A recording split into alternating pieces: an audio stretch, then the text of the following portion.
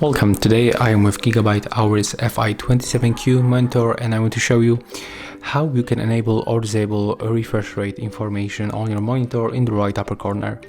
So the first, you have to go under this LED indicator. You will find right here a button that you have to click once. Next you have to select Game Assist, and then you have to go for the right side. When you are on the HardReset.Info, scroll to the refresh rate, go for the right side, select on and click on the button once to turn it on. Next you have to go back, and right now this shows on the screen, so let me just move the camera a little bit. I'm gonna show you how it looks.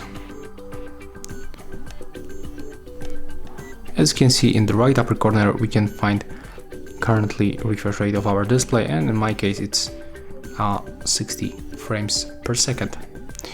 So yeah, that's all. If you find this video helpful, remember to leave a like, comment and subscribe.